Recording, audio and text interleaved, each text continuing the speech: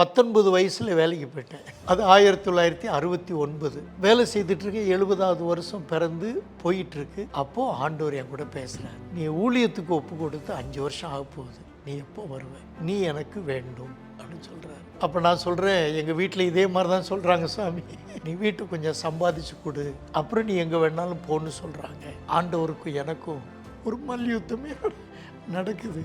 அப்போ நான் ஆண்டவர்கிட்ட சொல்கிறேன், sir Lord give me 5 years, ஒரு 5 வருஷம் கொடுங்க சாமி, நான் ஊழியம் செய்து கண்டிப்பாக வரேன், ஆனால் இந்த 5 வருஷத்தில் வீட்டுக்கு கொஞ்சம் ஹெல்ப் பண்ணு.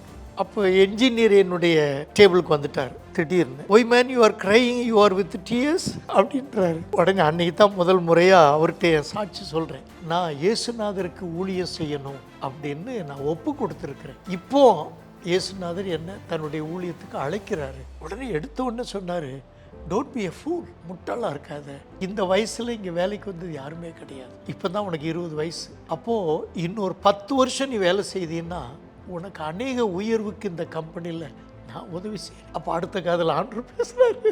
19 வயதில் வந்து 20 வயசில் இந்த கம்பெனிக்கு இது வரைக்கும் யாருமே வந்ததில்லைங்கிறது சரித்திரம்னா, அந்த வயசில் நீ ஏன் ஊழியத்துக்கு வந்தா எத்தனை வருஷம் நீ வேலை செய்யலாம்.